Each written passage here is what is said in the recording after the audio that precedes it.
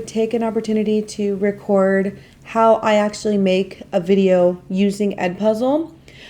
So at this point, if I was recording for my flipped classroom, I already have a video made and I have a YouTube link. So I'm just showing you what I actually do in Edpuzzle.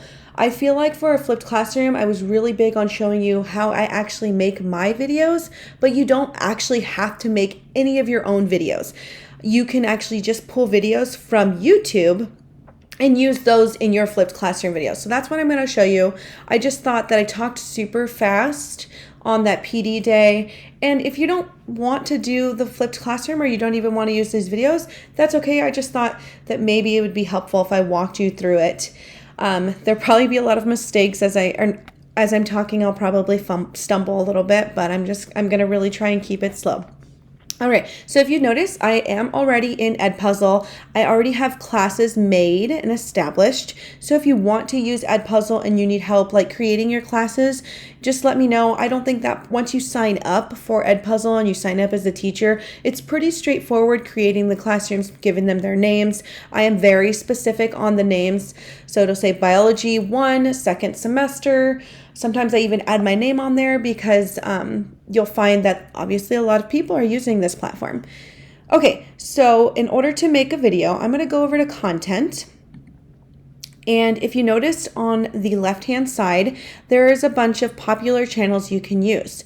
So if I wanted to go through Khan Academy, I could look up all of the videos that they have available through Edpuzzle and use that. I always just go onto YouTube. Now here it's allowing me, I can either search and I can put in baby shark and it'll come up with all these videos, or I could go to the YouTube page and just get the link from there. It's a little easier if you want to go this way, but sometimes when you need a specific link, especially if you make your own videos, it's easier to just copy and paste your own link into the search bar here. So now I'm going to go ahead and click baby shark. And then I'm going to go ahead and click, and I'm just going to click on it like that. So now it takes you to this screen, and this is where you actually can integrate your questions. You can assign this, you can edit, do whatever you need to do. So now from here, I'm going to click edit, and it allows me to put in questions. So I'm going to click questions, and you can choose whatever type of questions you want. Like I said before, I have found that it's much easier to put open-ended questions because the students don't know if they're right or wrong. And the way I grade these is just based on completion. So I do not expect them to have the correct answers, and nor do I want them to, because I haven't even talked about the information in class by the time I've assigned this video. So I think it's really important. A lot of students really get held up on the idea if they get the question wrong. So I've really avoided using multiple choice questions within the last year. Another nice thing is you can put a note. So if I wanted to say, don't worry about the first slide, this is an older video. That way it kind of gives them a heads up on what they should be writing in their notes and what they shouldn't be. So I'm going to save that, and that'll just integrate right there. If I want to have my questions in another place in this video, I would just scroll over, and let's say I want my questions there on do. So I would stop it. Oh, I'm sorry, my internet's really slow, and it looks like it actually tried to put my note there. So I'm going to put my note back. I'm Baby Shark Brooklyn. And leave that there and click continue. Now I'm going to put in a new question. Sorry about that. I'm going to put in a new question, and I'm going to move this here.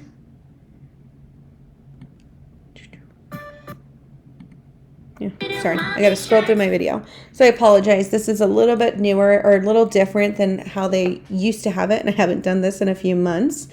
Anyway, so I moved that top bar, that little circle there, that just stops the video right there, and I'm going to go ahead and click open-ended question. So I'm just going to say, who is the girl talking about? Question mark, and then I would click save. Now, if I want another question there, I could go ahead and I can either edit this or I could throw this away, or I would go down here and add in another question. So add in another question in that particular spot. Generally, I try to stick to 2 to 3 questions per portion.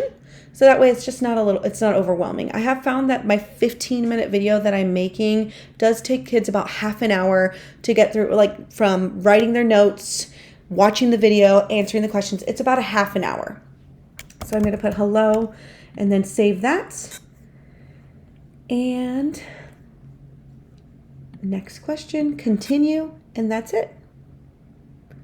And then if I want to add in another question area, I would go down here, pause it, then make sure that's where I want to go. And then I would do the same thing again. At the end of every single video I make, I always make it a point to ask if they have any questions. I think this is really important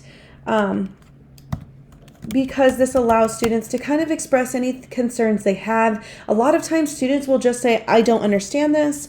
I do get a lot of good jokes.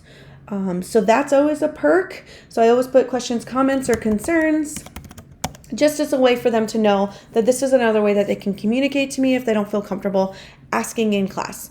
I would save that video, and now that video is completely edited through, and I can rewatch, I can move these questions around, I can delete them. Once I'm done with all that, I'm going to finish.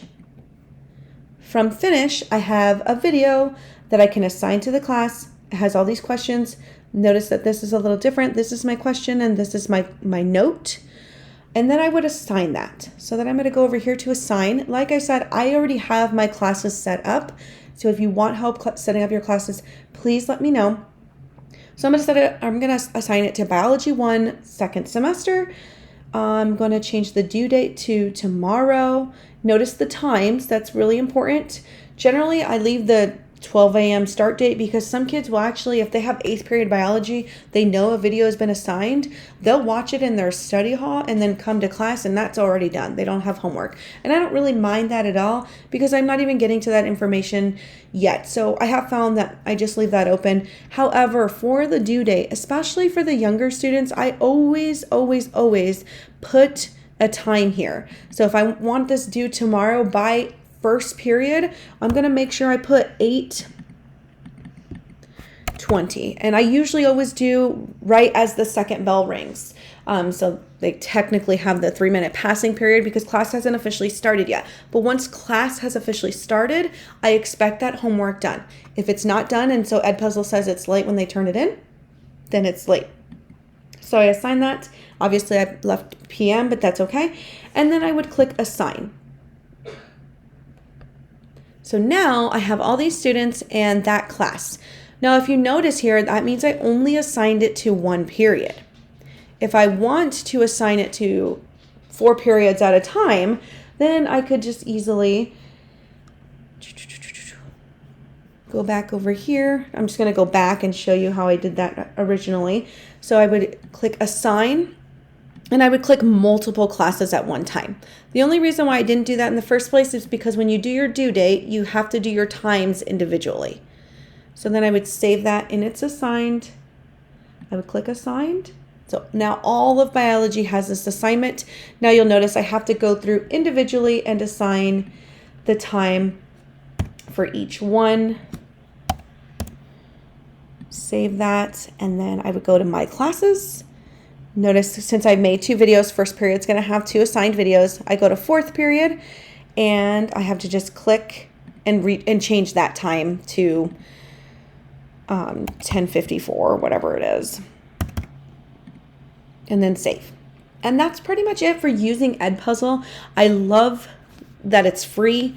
The one things that I talked about when you have to pay for things, if I go to my content, and I go to my content, here are all the videos I've made. I can only hold 20 videos at one time. That's why I feel it's super important to use YouTube because all of my videos that I've made in the past are already on my YouTube link.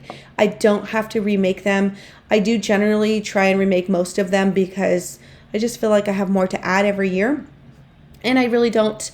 Every class is different. Every year is different. So it's always just a good thing to get a refresher, kind of see what I said and what I didn't say. And that's pretty much it for Edpuzzle. And like I said, you can always just find a link here, a direct link, and add it to Edpuzzle over here. I never use the gradebook. I don't think it's necessary. I have JMC for that, and I don't, like I said, I don't grade any of these videos. I just completion all the way. 10 points if it's done on time. And I go down a point every single day. So the first day, it's 9, and so on and so forth. After so much time, I just finally just throw in 1 or 2 points, just depending. But that's pretty much it. If you have any questions, please feel free to message me, or if you just want to come talk about it, I am open. I am going to be making a few videos this week. So if you just want to see how I do it, you are more than welcome to come. I use my phone to actually make the video that I upload into YouTube. I would love to use an iPad, but I don't have one. So anyways, let me know if you have any questions.